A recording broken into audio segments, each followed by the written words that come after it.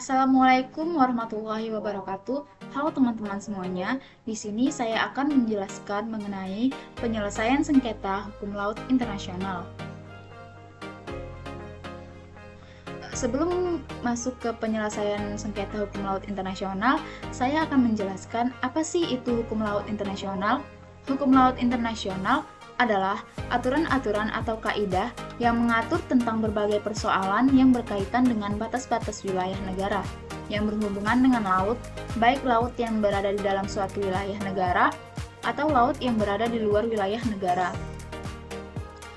Sengketa hukum laut internasional terjadi apabila hubungan internasional antar negara menimbulkan sengketa di antara kedua pihak, seperti halnya kepentingan dari masing-masing negara baik di bidang ekonomi maupun di bidang politik. Sengketa dapat terjadi dari berbagai potensi sengketa seperti perbatasan, sumber daya alam, kerusakan lingkungan, perdagangan, dan lain-lain. Adapun penyelesaian sengketa hukum laut internasional, penyelesaian sengketa dalam bidang hukum laut sebelum UNCLOS seperti sengketa yang diselesaikan melalui mekanisme dan institusi-institusi peradilan internasional yang sudah ada. Menurut UNCLOS 1982, setiap negara yang bersengketa yang berhubungan dengan permasalahan laut untuk segera menyelesaikan sengketanya. Menyelesaikan sengketa internasional adalah memberikan cara kepada para yang bersengketa dapat menyelesaikan sengketanya berdasarkan hukum internasional.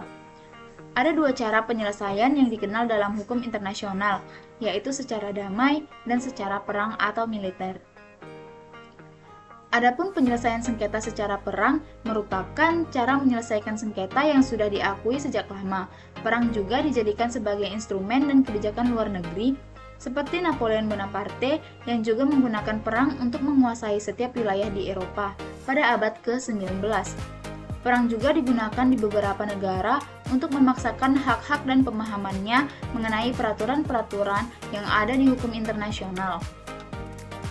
Masyarakat internasional semakin menyadari bahwa besarnya bahaya dalam menyelesaikan sengketa dengan cara perang.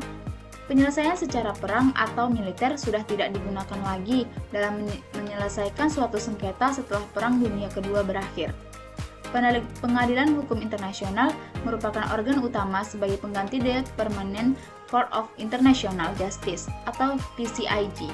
Berdasarkan pasal 14 Kovenan Liga Bangsa-Bangsa, pada tahun 1922 telah dibentuk The Permanent Court of International atau PCIJ, merupakan pendahulu dari ICIJ atau International Court of Justice.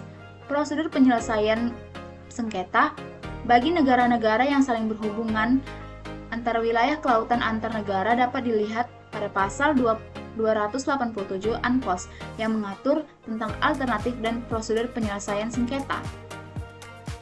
Berdasarkan UNCLOS 1982, mekanisme penyelesaian sengketa dibagi menjadi 3 bagian. Yang pertama, mengatur tentang penyelesaian sengketa yang diselesaikan dengan kesepakatan damai antara kedua pihak. Yang kedua, mengatur tentang prosedur penyelesaian sengketa yang memaksa demi menghasilkan keputusan yang mengikat. Yang terakhir, yaitu mengatur tentang beberapa pembatasan dan pengecualian dalam yurisdiksi untuk prosedur yang diatur pada bagian kedua. Selanjutnya, dalam hukum internasional publik dikenal dua macam sengketa internasional, yaitu sengketa hukum atau legal or judicial disputes dan sengketa politik atau political or non-justiciable disputes. Sengketa internasional secara teoritis pada pokoknya selalu dapat diselesaikan oleh pengadilan internasional, sesulit apapun sesuatu sengketa. Sekalipun tidak ada pengaturannya, pengadilan internasional bisa memutuskannya dengan bergantung pada prinsip kepatutan dan kelayakan, ex aequo et bono. Adapun cara-cara penyelesaian sengketa internasional secara damai, yaitu yang pertama ada negosiasi. Negosiasi adalah cara penyelesaian sengketa yang paling dasar dan yang paling tua digunakan oleh manusia. Cara penyelesaian melalui negosiasi merupakan cara yang paling penting. Selanjutnya itu ada mediasi.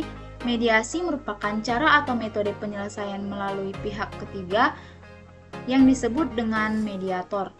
Yang ketiga ada konsiliasi. Konsiliasi adalah cara penyelesaian sengketa yang sifatnya lebih formal dibanding mediasi. Konsiliasi adalah suatu cara penyelesaian sengketa oleh pihak ketiga atau oleh suatu komisi yang dibentuk oleh para pihak. Komisi ini disebut dengan komisi konsiliasi. Yang keempat ada arbitrase. Penyelesaian sengketa melalui arbitrase merupakan penyerahan sengketa secara sukarela kepada pihak ketiga yang netral, yang mengeluarkan putusan bersifat final dan mengikat. Adapun yang terakhir yaitu penyelesaian sengketa di pengadilan internasional. Penyelesaian sengketa melalui pengadilan internasional merupakan alternatif penyelesaian sengketa selain cara-cara di atas, adalah melalui pengadilan. Penggunaan cara ini biasanya ditempuh apabila cara-cara penyelesaian yang ada ternyata tidak berhasil.